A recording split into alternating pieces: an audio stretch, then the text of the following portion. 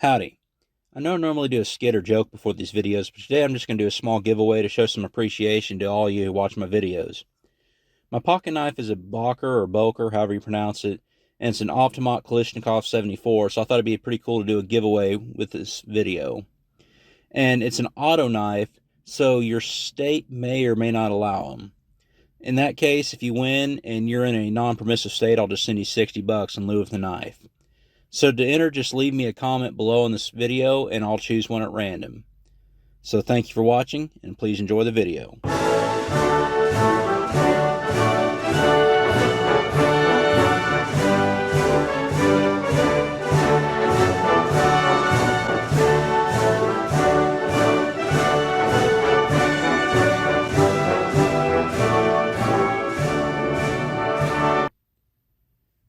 Welcome to the Milsurf Mike channel. I've already made videos on Kalashnikov's life story and touched upon the history of the Saiga rifle in my AK-47 video, as well as covered the development of the 7.62x39mm round in both my SKS and Kalashnikov videos. But one piece of the AK story that I kind of skimmed over in the videos was the development of the 5.45x39mm round in the AK-74. So let us dive into that story as well as review my Saiga AK-74. Soviet intelligence reported that the Americans were working on the 5.56x45mm round in the late 1950s to go along with the automatic version of the AR-15. They got their hands on two experimental M193 cartridges and began researching using a smaller caliber bullet. Soviet leadership desired a new cartridge that would both decrease bullet dispersion and increase hit ratio, and they wanted more penetration and lethality.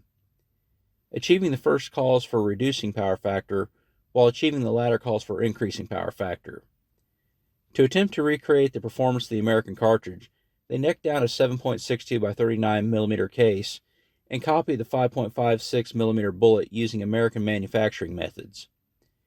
In testing, they found instability using this combination and unsatisfactory results in achieving the desired goals of penetration and lethality.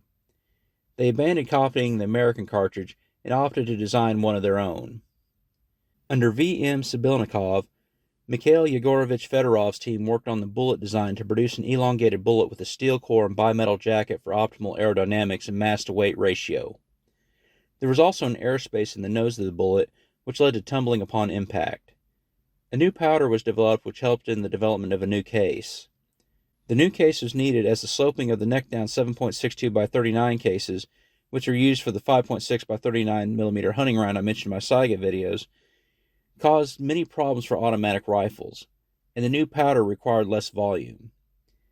Lydia Ivanova Bolavaskaya's engineering team worked on the case, first making a bimetal case, followed by a lacquered steel case in 1967.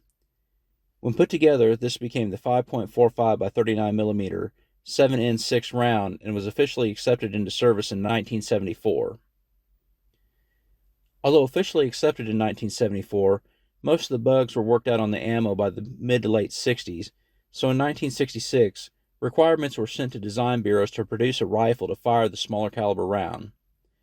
Mikhail Kalashnikov himself disliked the change of going to a smaller round, and still thought the 7.62x39 was the superior round when interviewed as an 83-year-old man in 2003.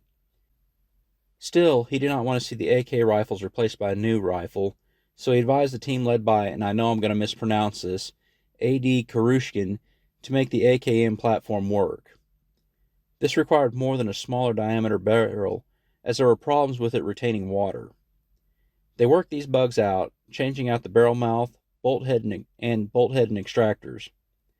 The new AK had a couple of competitors, the Kolstanov SA-006, which is actually more accurate than Kalashnikov's offering, and the AL-7, which was an AK with a recoil mitigation system developed by the Tula factory.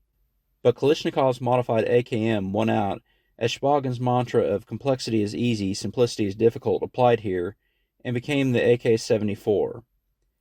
The AL-7 was too complex, and the Soviets really didn't want to have to change out machinery on the production lines. Also, the manual of arms was nearly identical to the AKM. By 1980, a folding stock paratrooper version, the AKS-74U submachine gun, developed by S.N. Furman, and the RPK-74 and RPK-S-74 were all adopted. The AK-74 originally had a wood stock with a notch cut out on the side to reduce weight, and also to help tell it apart from AK-47s if grabbed in the dark, and plastic foregrips.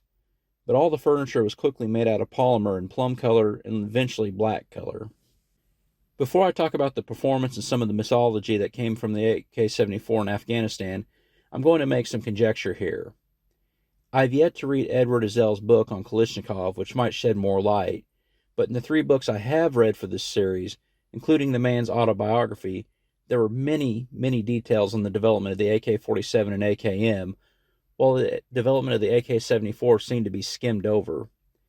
I get the feeling that Kurushkin should get most of the credit for the development of the AK-74, while Kalashnikov was only there in an advisory capacity.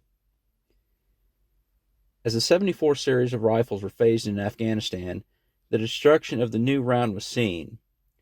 While it was said the 7.62x39mm round would punch a hole through someone, the 5.45x39 would tumble on impact, causing large wounds.